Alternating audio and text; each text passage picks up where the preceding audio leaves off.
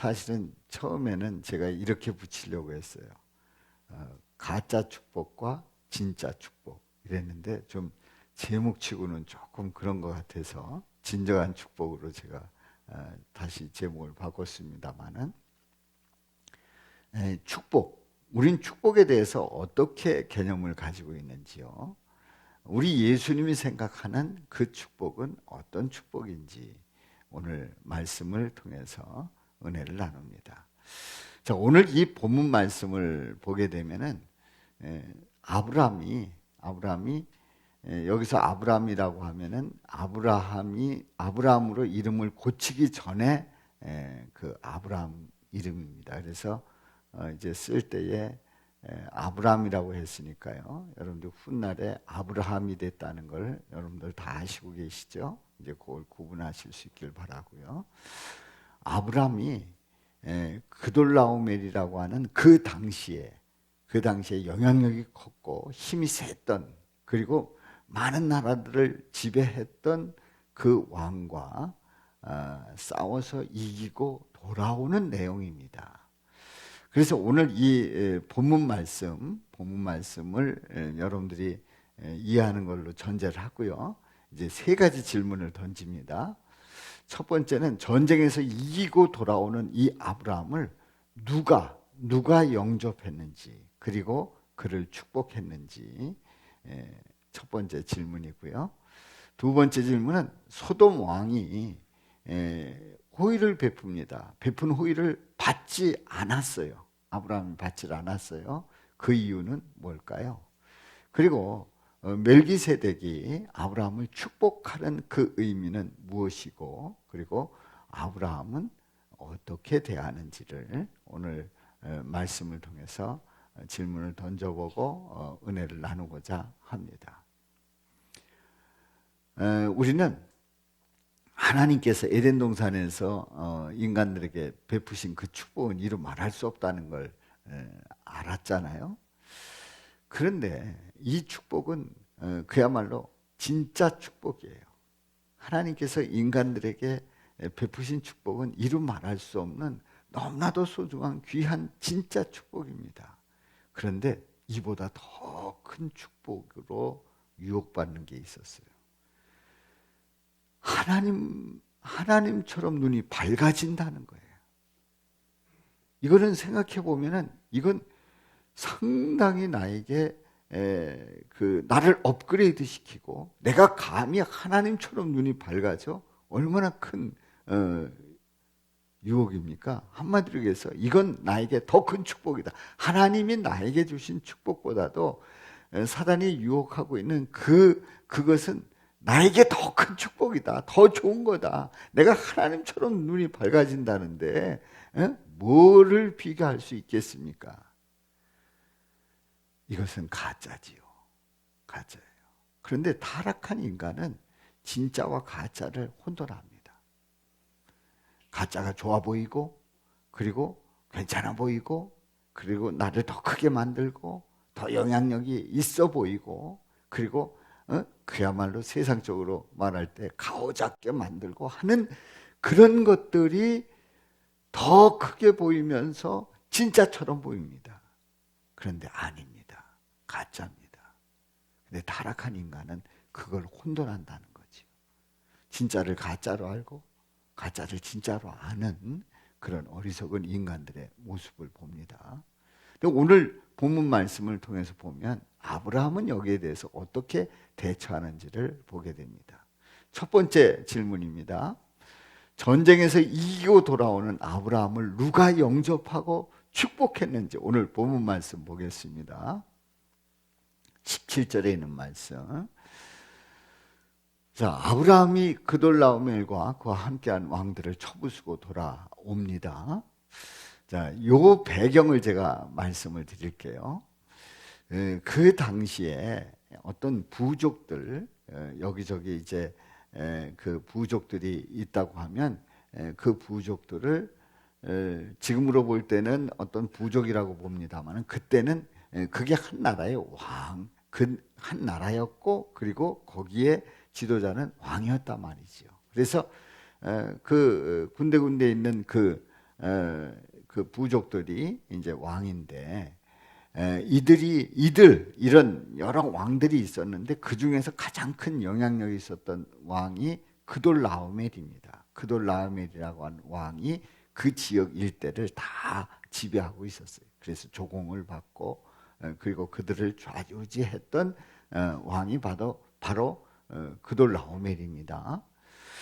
그런데 이제 소돔 왕을 비롯해서 소돔이 잘 살고 힘도 있고 그러니까 소돔 왕을 비롯해서 이제 5왕이 연합을 합니다. 그리고 그돌라오멜을 대적을 하는 거예요. 그래서 그돌라오멜을 중심으로 해서 4왕과 그리고 소돔 왕을 중심으로 해서 5왕이 이제 전쟁이 일어난 겁니다. 그랬는데 결국은 그돌라오멜이 역시 싸움도 잘하고 영향력도 있고 그래서 소돔 왕이 큰 소리 쳤다가 그만 패하고 말았어요. 그래서 소돔에 있었던 그런 그 사람들과 그리고 재산을 다 빼앗기게 되지요. 이때에 소돔에 누가 살고 있었어요? 아브라함의 조카 롯이 살고 있었단 말이에요. 조카 롯이 잡혀가게 되고 또 가족들도 부녀들도 친척들도 다 이제 잡혀가게 됩니다. 그리고 거기에 있는 그 소유도 다 이제 빼앗깁니다. 이 소식을 아브라함이 들었어요. 아브라함이 듣고 그냥 있을 수가 없었습니다. 318명의 군사를 거느리고 그리고 이 그돌라오멜과 그 강력한 그 당시에 그 주변에선 누구도 건드릴 수 없는 그돌라오멜과 전쟁이 붙습니다. 그렇게 해서 거기서 다시 모든 걸 다 찾아오죠. 조카 롯을 비롯해서 그 가족들, 그 소유, 또 그 부녀자들, 친척들 다 데리고 옵니다. 바로 요 상황이에요. 이럴 때에 누가 환영했는지를 보는 겁니다. 쳐부수고 돌아올 때에 소돔 왕이 사회 골짜기 곧 왕의 골짜기로 나와서 그를 영접하요. 그러니까 소돔 왕 베라가 이 아브라함을 그 영접을 합니다. 아주 환영하고 영접하는. 얼마나 감사하겠어요. 얼마나 좋겠어요. 생각해 보세요. 다 빼앗겼는데 이제 끝났는데 다시 다 찾아온 거예요. 환영하고 영접을 하죠. 그리고 살렘 왕 멜기세덱이 떡과 포도주를 가지고 나와서 이제 이 아브라함을 축복을 합니다. 축복을 합니다. 이것이 이제 17절, 19절에 있는 말씀이에요. 자, 여기서 보면은 처음에는 이 소돔 왕이 영접을 하고 그 다음에는 이제 멜기세덱이 축복을 하는 겁니다. 여기에서 이 멜기세덱이 축복한 축복을 보게 되면 이제 이렇게 이제 축복을 하게 됩니다. 이렇게 해서 환영을 받아요.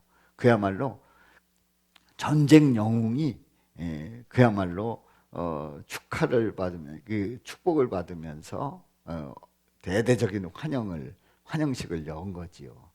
그렇습니다. 우리가 어떤 영적 전쟁에서 또 우리가 살아가면서의 그 싸움에서 이기게 되면 환영받고 또 인정을 받게 되지요.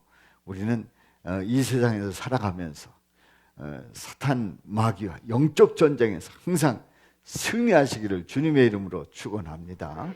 두 번째 질문입니다. 두 번째 질문. 소돔 왕 베라가 베푼 호의를 아브라함이 받지 않은 이유가 뭘까요? 받지 않은 이유가 뭘까요? 한번 보겠습니다. 호의를 받지 않은 이유가 있어요. 소돔 왕과 아브라함의 대화입니다. 이제 소돔 왕이 그 사람들과 그 물품을 전리품을 가지고 오는 그 모습을 보면서 그걸 다 보지 않습니까? 그랬더니 소돔 왕이 사람은 내게 보내고 물품은 네가 가지고 가라. 다시 빼앗아온 물품은 네가 다 가지고 가라. 그런 얘기예요. 자, 여기에서 생각해 보면 이 아브라함에게는 아주 좋은 기회입니다.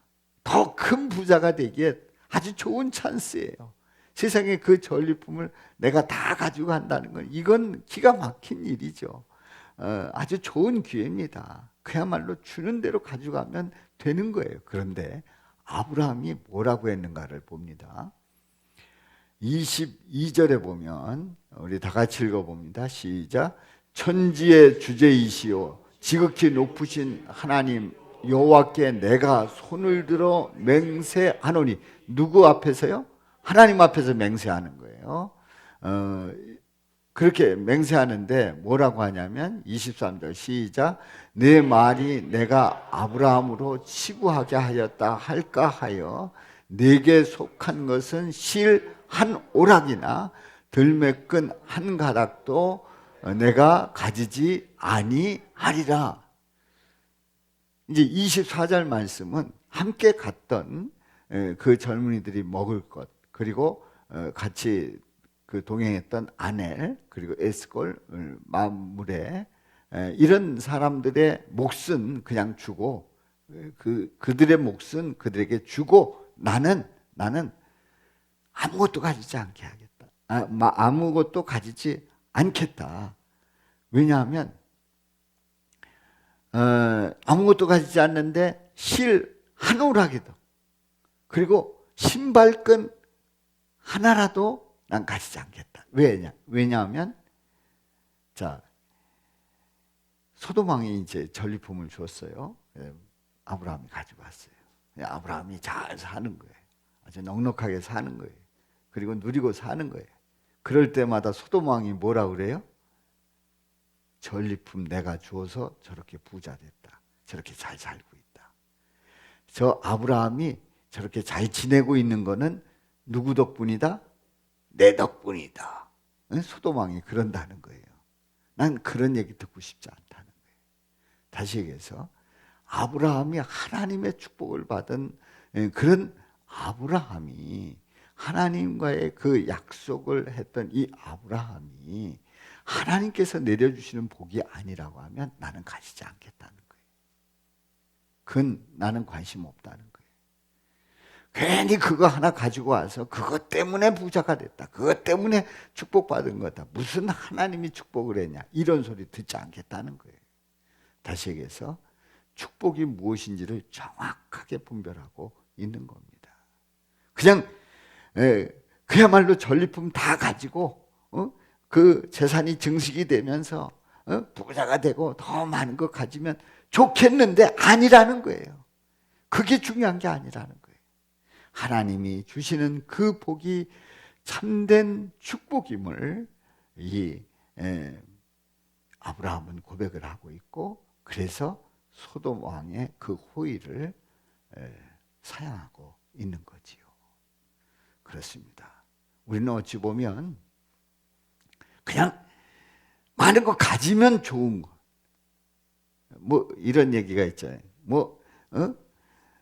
내가 하나라도 더 갖고, 무슨 수단과 방법을 가리지 않고, 또 하나님이 기뻐하지 않는 그 일을 통해서도 무조건 많이 가지면 그게 땡이지 뭐, 이런 사고를 우리가 가질 수 있어요. 아닙니다. 아브라함은 정확하게 분별했어요. 가짜와 진짜를 분별을 했어요. 소돔이 주는 그 재산을 가지고 내가 누린다고 하면 하나님께서 주신 복이 아니라고 저들은 얘기할 거고 손가락질 할 거다는 거예요. 하나님이 내려주신 복이 진짜 복이고, 저들이 주는 그 어떤 호의도 받지 않겠다고 하는 이 아브라함은 가짜와 진짜를 정확하게 분별하고 있는 겁니다. 왜 그렇게 분별할 수 있어요? 전능하신 하나님, 우리 예수님의 그 모든 것을 주관하시고 섭리하시는 가운데 내려주시는 그 복에 대해서 확신을 가졌기 때문에 흔들림이 없었던 거예요. 아멘입니까? 그렇습니다. 우리는 살아계신 그 하나님을 분명히 믿으면 그 하나님께서 우리 삶을 주관하시고 복되게 하시고 형통케 하시고 채워 넘치게 하신다는 사실을 분명히 믿고 나가게 되는 줄로 믿습니다. 이런 은혜가 함께 하시기를 주님의 이름으로 축원합니다. 세 번째 질문입니다. 멜기세덱이 아브라함을 축복하는 그 의미는 무엇이고 아브라함은 어떻게 대하는지를 한번 성경을 통해서 봅니다. 자, 살렘 왕 멜기세덱이 떡과 포도주를 가지고 나왔어요. 그리고 지극히 높으신 하나님의 제사장이었음을 성경에서 말씀을 하고 있는데요. 자, 19절에 있는 말씀 우리 다 같이 읽어봅니다. 시작. 그가 아브라함에게 축복하여 이르되 천지의 주제이시요 지극히 높으신 하나님이여 아브라함에게 복을 주옵소서. 너희 대적을 너의 손에 붙이신 지극히 높으신 하나님을 찬송할지로다 하매 아브라함이 그 얻은 것에서 10분의 1을 멜기세덱에게 주었더라. 아멘. 자, 먼저 이 멜기세덱이라고 하는 이 사람은 누구일까요? 이 멜기세덱은 살렘 왕이라고 말씀하고 있습니다. 히브리서 7장에 보면은 이 멜기세덱은 하나님의 제사, 지극히 높으신 하나님의 제사장, 바로 의의 왕, 평강의 왕이라고 기록하고 있어요. 그래서 멜기세덱에 대해서 좀 더 자세히 알아보려고 하면 히브리서 7장을 보시면 멜기세덱에 대해서 전체를 통해서 말씀하고 있습니다.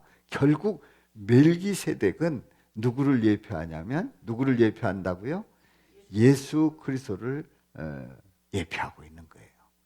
결국 이 멜기세덱의 모습 속에서 예수님의 모습을 보고 있는 거예요. 제가 누차에 걸쳐서 말씀하고 있습니다만은 이 성경은 누구에 대한 말씀이라고요? 예수님에 대한 말씀이에요. 바로 이 아브라함을 축복하는 이 멜기세덱은 결국 누구라고요? 예수님께서 축복하고 있다고 하는 사실입니다. 바로 이 멜기세덱, 살렘 왕이라고 하는 지극히 높으신 하나님의 제사장이신 이 멜기세덱이 축복을 하는데 두 가지로 축복을 합니다. 두 가지로 축복을 합니다. 첫 번째 축복은 하늘과 땅의 창조자이신, 천지의 주제이신, 하늘과 땅의 창조자인 지극히 높으신 하나님께서 아브라함에게 복을 주시기를 축복하고 있어요. 그러니까 이 멜기세덱은 누구의 복이요? 누구의 복이 중요하다고요? 하나님의 복이 아브라함에게 임하기를 축복하고 있는 거예요. 복을 대신 빌어 주고 있는 거예요. 그렇습니다. 하나님께서 아브라함을 복되게 하셔야 복될 수 있다는 사실을 이 멜기세덱은 정확하게 알려주고 있는 거예요. 그래서 이 아브라함은 하나님께서 아브라함에게 복 주신다는 것을 멜기세덱이 축복할 때에 그거에 대해서 분명히 개념을 갖습니다. 이제 두 번째로 축복을 하는데요. 적들을 아브라함 손에 넘겨주신 지극히 높으신 하나님께 찬양하라고 권면하고 있어요. 아니 적들을 아브라함 손에 넘겨주신, 그러니까 아브라함이 그돌라오멜, 그 주변에서는 그돌라오멜을 이길 장사가 없어요. 아니 소돔 왕을 비롯해서 5 왕이 4 왕을 대적해서 그 한번 들이받았는데 그래도 졌어요. 4대 5의 싸움에서도 졌어요. 그 그돌라오멜이 이겼단 말이에요. 그렇게 강력한 왕이었어요. 누구도 건드리지 못합니다. 누구도 이 그돌라오멜을 뛰어넘을 수가 없었던 거예요. 그래서 다 빼앗긴 거예요. 이제 끝난 거예요. 그런데 아브라함이 글을 쳐서 그 모든 걸 다 되찾아왔거든요. 그런데 아브라함이 싸움을 잘했느냐? 318명의 318명의 군사를 데리고 가가지고 그들과 싸워서 이겨서 데리고 왔다고 하지만 알고 보니까 누가 이기게 하셨다고요? 하나님이 이기게 하신 거예요. 우리는 아브라함이 전쟁을 잘하는 사람이다, 용맹스러운 사람이다, 이렇게 얘기를 합니다. 맞습니다. 용맹스러운 사람. 그런데 그 용맹은 어디서 나왔느냐? 바로 우리 하나님께서 용맹스럽게 그를 붙드셨고, 그리고 전쟁에서 이기게 하신 줄로 믿습니다. 적들을 아브라함 손에 넘겨주신 그 하나님, 그러니까 정확하게 주제를 파악하라는 거죠. 너가 잘해서가 아니라 하나님이 이기게 하셨다. 그 하나님께 찬양을 해야 한다. 그렇게 권면한 줄로 믿습니다. 아멘. 우리는 정확하게 알아야 돼요. 우리의 주제를 정확하게 알아야 돼요. 내가 굉장히 잘해서, 잘나서, 똑똑해서 무엇을 이룬 것 같지? 아닙니다. 하나님의 은혜인 줄로 믿습니다. 그런데 이렇게 이제 두 가지로 이제 축복을 하는 거예요. 그때 멜기세덱이 뭘 가져왔는지 아시죠? 앞에서 보았죠? 떡과 포도주를 갖고 와서 아브라함을 축복하고 있어요. 떡과 포도주. 떡과 포도주 하면 생각나는 게 뭡니까? 성찬이 생각나죠? 멜기세덱이 떡과 포도주를 가지고 왔어요. 멜기세덱은 예수님을 예표하고 있는 거예요. 이 아브라함을 축복하면서 떡과 포도주에 대한 그 의미를 미리 보여주고 계신 거예요. 다시 해서 우리 예수님께서 십자가에서 고난을 받으시고 피 흘려 죽으시는 가운데서 우리 모든 인간을 복되게 하시겠다는 거예요. 아멘. 그리고 영적 싸움에서 승리하게 하겠다는 약속인 줄로 믿습니다. 그러므로 우리는 성찬을 나눌 때마다 늘 고백할 때에 그야말로 우리를 이렇게 축복해 주십니다. 감사합니다. 또 우리는 영적 싸움에서 세상에서 얼마든지 우리는 이겨나갈 수 있습니다. 선언할 수 있기를 주님의 이름으로 축원합니다. 자, 멜기세덱이 축복을 하니까 아브라함이 한 일이 있어요. 아브라함이 어떻게 했어요? 아브라함이 가지고 있는 모든 것에 얼마를? 10분의 1을 멜기세덱 제사장에게 드렸어요. 10분의 1이라고 하면 그게 뭐예요? 11조를 드린 거예요. 11조를 드린 거예요. 하나님을 찬양하라고 했을 때에 11조를 드린 거예요. 자, 그러면 우리는 11조 하면 상당히 그 머리 복잡하고 갈등이 많으신 분들이 있을 수 있어요. 이미 그것에 대해서 정리가 되신 분들이 있습니다만 갈등이 있으신 분들도 있습니다. 그런데요, 이렇게 생각하면 이 11조는 너무나도 쉽다는 걸 알 수 있습니다. 자, 아브라함이 10분의 1을 드렸습니다. 이제 거기서부터 11조가 시작이 된 거예요.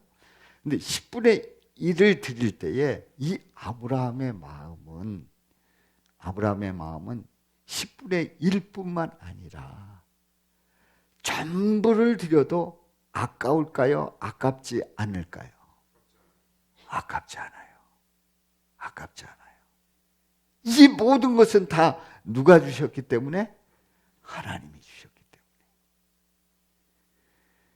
그러므로 10분의 1을 드렸다고 합니다마는 이 말씀을 보면서 아브라함의 그때의 마음은 어떨까? 전부를 드려도 아깝지 않은 거예요. 전부를 드려도 누가 책임져 주시기 때문에? 하나님이 책임져 주시기 때문에 10분의 1을 드린다고 하는 건 너무나도 감사한 일이죠. 너무나도 기쁜 일이었습니다. 사랑하는 성도 여러분, 우리는 그 11조에 대한 그 개념을 생각을 할 때에 10개 중에 하나다가 아니라 나는 이 전부를 다 드려도 아깝지 않다. 왜냐하면 우리 하나님은 내 인생 전부를 책임져 주시기 때문에 그런 믿음으로 드릴 수 있기를 주님의 이름으로 축원합니다. 그렇습니다. 이 아브라함은 주님을 찬양하고 주님께 영광 돌리고 주님께서 주시는 그 복이 무엇인지를 정확하게 분별하고 있다는 사실이지요. 자, 우리 예수님께서 제자들을 호수 건너편에 보냈어요. 그 제자들이 돌아왔습니다. 그때에 이런 얘기를 합니다. 우리 예수님께서 하시는 말씀이 삼가 바리새인과 사두개인들의 누룩을 주의하라, 그렇게 말씀을 하시는 거예요. 그랬더니 우리가 떡을 가져오지 아니했습니다. 떡을 가져오질 못했습니다. 그렇게 걱정을 한 거예요. 깜빡한 거죠.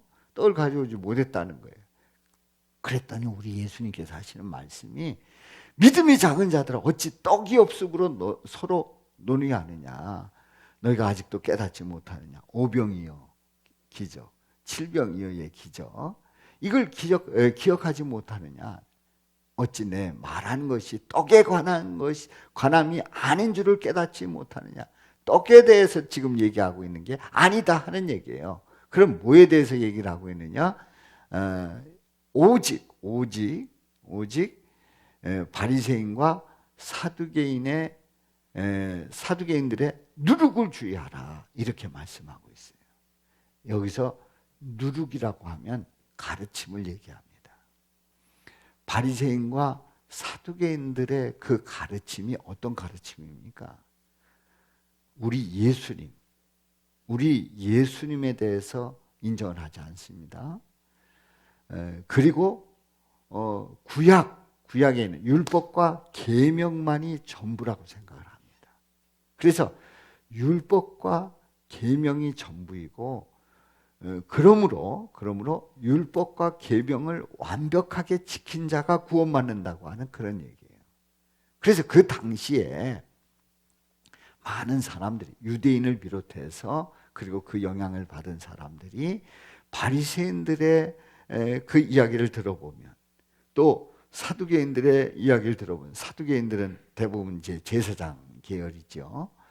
그들은 그냥 문자적으로 그 성경을 믿는 사람들이에요. 그래서 그들은 부활을 믿지 않고, 그리고 천사를 믿지 않는, 그런 천사를 인정하지 않는 그런 사람들입니다. 아주 문자적으로 그 성경을 보는 사람들이에요.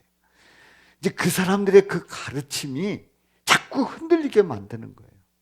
율법과 계명을 지켜야 구원받지, 무슨 나사렛 예수가 우리 위해서 죽었다고 막 이러면서 예수를 부정하고, 바리새인과 사두개인들은 율법과 계명을 강조하고 그래야만 구원받는다고 가르치는 거예요.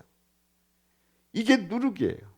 이게 점점 파져나면 사람들이 자꾸 그 영향을 받아서 자꾸 마음을 흔들어 놓는 거예요. 한마디로 얘기해서 이단입니다. 사입입니다. 왜냐하면 우리는 오직 예수님을 통해서 구원을 받는데, 율법과 계명을 통해서 구원받는다라고 하는 것, 우리 예수님께서 분명히 증명해 보이셨어요. 아무리 인간이 겉모습으로 다 율법과 계명을 지켰다고 할지라도 마음 미워하면 살인했다고 하는데, 음욕을 부으면 간음했다고 하는데, 그런데 말이죠, 누가 여기서 비껴나갈 수가 있습니까? 바로 예수님의 진정한 복음과 그 축복이 우리 삶의 전부여야 되는데, 바리새인과 사두개인의 교훈에 넘어가지 않도록 우리 예수님께서 주의를 주고 있는 겁니다. 그렇습니다. 우리는 사이비 하면, 사이비가 뭡니까? 사이비, 닮을 사자예요. 닮은 것 같은데 아니라는 거예요. 닮은 것 같은데 아닌 것이 사이비예요. 이단, 끝이 다른 거예요. 끝이 다른 거예요. 비슷해서 그냥 가는 것 같은데 끝이 다른 거예요. 이단이에요. 우리는 이런 누룩들을 조심해야 될 줄로 믿습니다. 다른 복음을 전하잖아요. 우리 주님께서 기뻐하시지 않아요. 진노하시. 그것은 하나님 앞에 갈 수 없는 절대적인 이유가 되는 겁니다. 오직 예수 그리스도 복음만이 우리를 구원하고 영생의 삶을 살게 하시는 줄로 믿습니다. 가짜와 진짜를 우리는 구분할 수 있어야 한다는 거지요. 그래서 축복은 진짜입니다. 축복은 뭐라고요?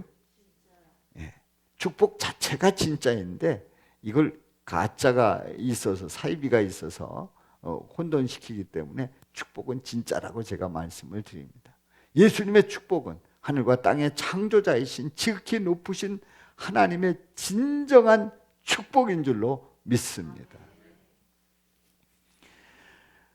바로 하나님의 그 복이 아니고 하나님의 복이 아니고 이 세상의 어떤 것으로도 그 복을 만들어 갈 수 있다라고 생각을 하면 예수님의 축복은 별로 그렇게 기대하지 않을 거예요.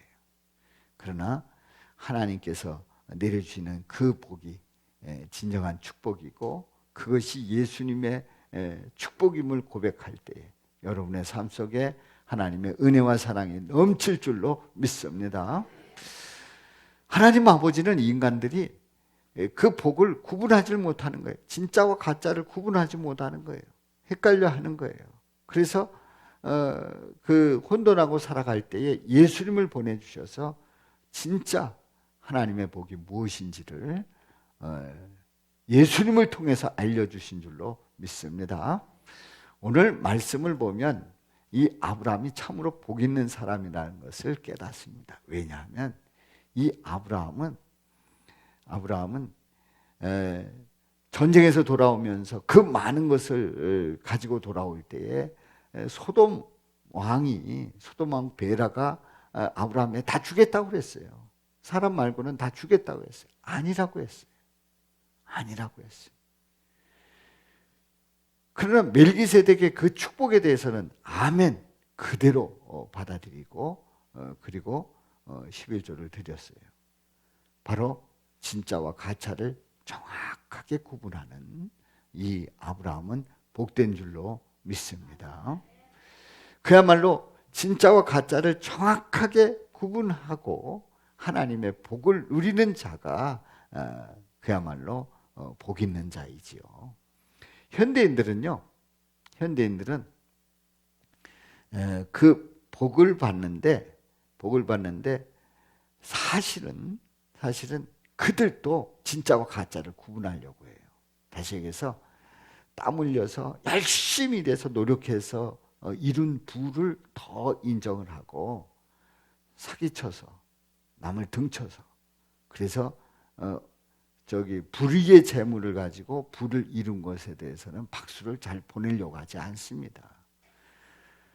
그래서 나름대로의 그 복을 의미 있게 생각을 합니다만은 그러나 세상적인 기준에서는 이런 개념을 가지고 있어요.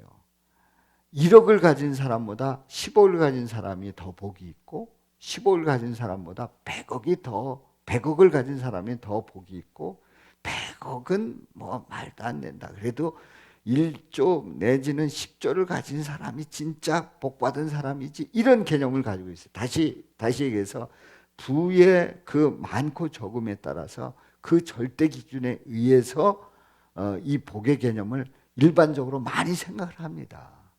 그런데요, 생각해 보십시오. 아무리 10억, 20억을 가졌다고 할지라도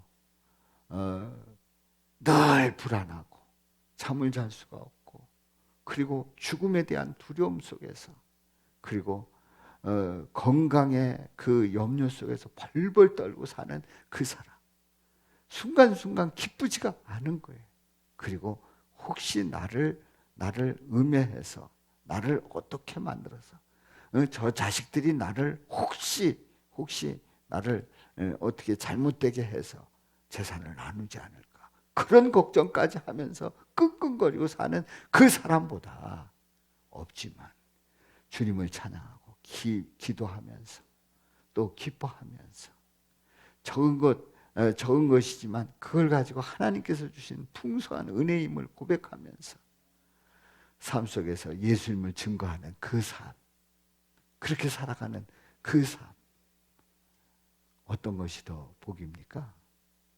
다시 얘기해서 예수 그리스도 안에 있을 때 진정한 축복을 누리게 되는 줄로 믿습니다. 현대인들이 가지고 있는 그 부의 개념, 그 축복의 개념을 가지고 있다고 하면 우리는 영혼에 대한 책임을 질 수 없어요. 그러나 예수님 안에 있을 때에 우리는 이 세상에서 복을 누리며 영원한 삶을 살아가게 될 줄로 믿습니다. 그러므로 성도는 어떻게 살아가야 될까요? 성도는 하나님, 예수님의 축복을 하늘과 땅의 창조자이신 지극히 높으신 하나님의 진정한 축복이라고 고백하는 자가 바로 성도인 줄로 믿습니다. 그렇습니다. 우리는 아무리 많은 걸 가졌다고 할지라도 또 소중한 걸 가졌다고 할지라도 우리 하나님이 내려주시는 복이 아니면 그게 진정한 복이 아님을 우리는 알아야 합니다. 자, 2022년도 표가 뭐지요? 예수 그리스도 우리에게 축복입니다. 올 한 해 동안 여러분들이 축복을 누리면서 이것이 주님께서 주신 진짜 축복인지 아니면 내가 세상 속에서 유혹받는 그런 가짜 축복인지 분별하시고 우리 주님께서 내려주시는 그 참된 복을 누리시고 영생을 누리시기를 주님의 이름으로 축원합니다. 한 가지 예를 들어보겠습니다. 이게 실제 있었던 얘기예요. 어떤 공공기관의 기관장입니다. 공공기관의 기관장이 취임을 할 때에 담임 목사님이 가셔서 이제 예배를 드렸어요. 그 사무실에서 예배를 드리면서 축복을 했습니다. 말씀을 증거하시고 찬송하시고 말씀 증거하시고 축복 기도를 했습니다. 그런데 담임 목사님 그러고 가신 거예요. 그런데 다른 목사님이 난을 보내주셨어요. 난을 보내주셨어요. 그런데 이것을 본 어떤 사람이 이렇게 평가를 하는 거예요. 우리 담임 목사님은 한 거 아무것도 없는데 오히려 저쪽에 어느 목사님이 난을 보내주셨다고 이렇게 얘기를 해요. 어떻습니까? 뭔가 분별이 돼요? 여러분들, 담임 목사님이 예배하고 갔는데 아무것도, 이제 나중에 평가가 아무것도 아니라는 거죠. 그런데 이웃교회 목사님이 난을 보내주셨다, 이렇게 신경 써줬다, 그게 감사하다는 거예요. 이렇게 말하는 그 개념은 하나님의 복이 무엇인지를 모르기 때문에 그렇게 말할 수 있는 거예요. 그 공공기관을 위해서 기도하고 장이 되었으니 하나님께서 붙잡아 주시고 지혜 주시고 또 그 기간 동안에, 재임 기간 동안에 잘 감당할 수 있도록 하나님의 복이 임하기를 기도한 그 기도는 그야말로 하나님의 복이 임재하는, 하나님이 역사하는 그 현장인 줄로 믿습니다. 근데 보이는 난이 더 커 보이는 거예요. 물론 난에도 여러 가지 의미가 있습니다만은 우리는 보이지 않는 하나님의 그 축복을 우습게 여기면 이런 말을 얼마든지 할 수가 있습니다. 자, 위에서 기도했어요. 말씀 증거했어요. 한 거 아무것도 없다는 거예요. 말씀을 말씀으로 받아들이지 않기 때문에 그렇습니다. 축복을 축복으로 여기지 않기 때문에 그렇습니다. 그리고 하나님의 그 임재하심의 그 역사가 얼마나 소중한지를 모르기 때문에 그렇게 말할 수 있는 거예요. 사랑하는 성도 여러분, 여러분들에게 축복하는 그 축복 믿음으로 받으시기를 주님의 이름으로 축원합니다. 하나님의 임재의 현장임을 고백하시기를 바랍니다. 하나님의 약속이심을 믿으시기를 주님의 이름으로 축원합니다. 우리 교회가 신방하지 않습니다. 뭐 봄신방, 대신방에서 막 정해가지고 뭐 원하든 안 하든 뭐 갑니다. 뭐 그래서 안 되면 새벽에 갑니다. 아니면 밤중에 갑니다. 뭐 이러지는 않습니다. 그러나